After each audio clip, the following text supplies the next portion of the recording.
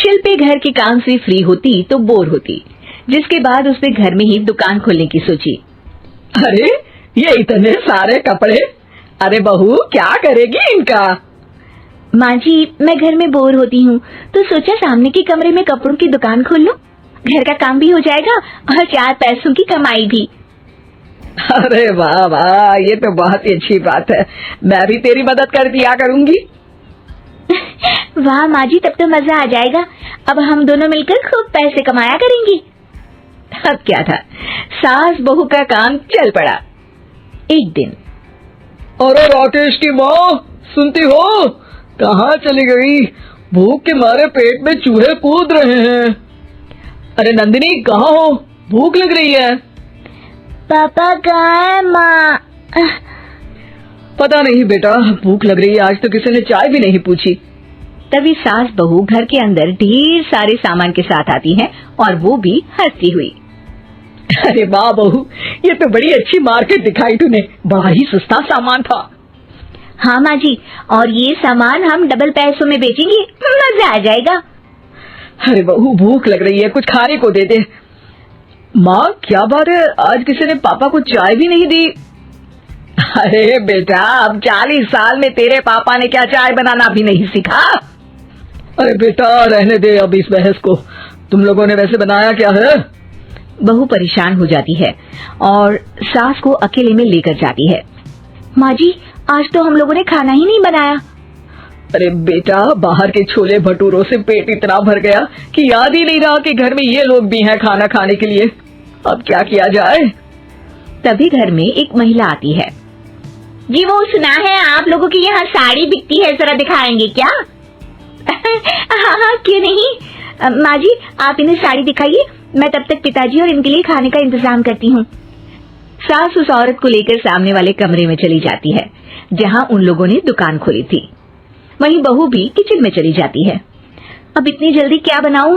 पापा जी तो खाने के लिए भी बैठ गए हैं। आइडिया, मैं खाना बाहर से ही ऑर्डर कर देती हूँ।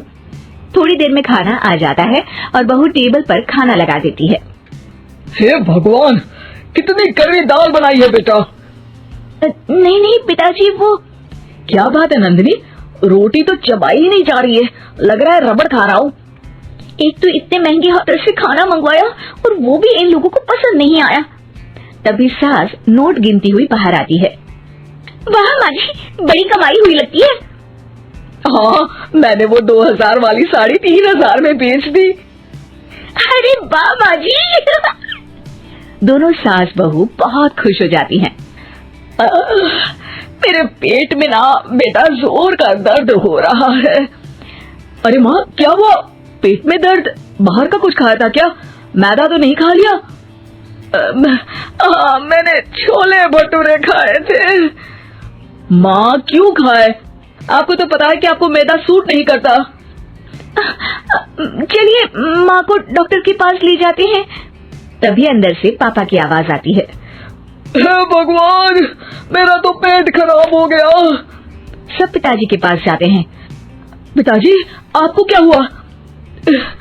खाना बासी था शायद। अरे पिताजी, नंदिनी जानती है कि बासी खाने से आपकी तबीयत खराब हो जाती है, तो वो ऐसा क्यों देगी, है ना नंदिनी?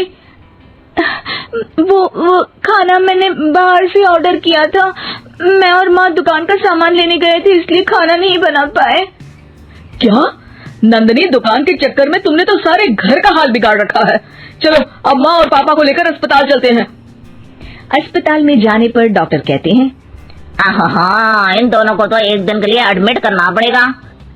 क्या? क्यों? पेट ही तो खराब है ना। हाँ, तो घर ले जाइए ना, अगर लग रहा है कि कोई बड़ी बात नहीं है। और हम सिर्फ पैसा कमाने के लिए इन लोगों को एडमिट कर रहे हैं। नर्स, जरा इन लोगों को बिल तो दे देना। चलिए मैं आप लोगों को पैकेज समझा देती हूँ। जब बहू के हाथ में बिल आता है, हे भगवान, 60,000 रुपए! इतना तो मैंने कमाया भी ना था।